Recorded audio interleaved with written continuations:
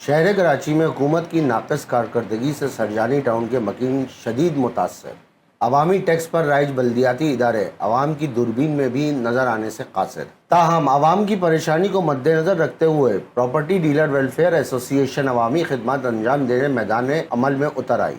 Property dealer welfare ایسوسی ایشن کے ذمہ داران کا کہنا تھا حکومت اور بلدیاتی اداروں کی ناقص حکمت عملی کے باعث پراپرٹی ڈیلر ویلفیئر ایسوسی ایشن نے عوام کی مشکلات کے سبب یہ فیصلہ لیا۔ سرجانی ٹاؤن کے داخلی اور خارجی تمام راستے بدحالی کا شکار ہیں۔ پراپرٹی ڈیلر ویلفیئر ایسوسی ایشن کے ذمہ داران کا کہنا تھا کہ ہم اپنی مدد آپ کے تحت ان راستوں کو بہترین کریں گے، اور پراپرٹی ڈیلر ویلفیئر ایسوسی ایشن نے آج سے اس پر عمل درآمد شروع کر دیا۔ اس موقع پر پراپرٹی ڈیلر ویلفیئر ایسوسی ایشن کے ذمہ داران صدر نثار قریشی، نائب صدر ارشد قریشی، جنرل سیکرٹری ریحان خان موقع پر موجود تھے۔ رپورٹ فیضان مرتضی، وضاحت نیوز، کراچی۔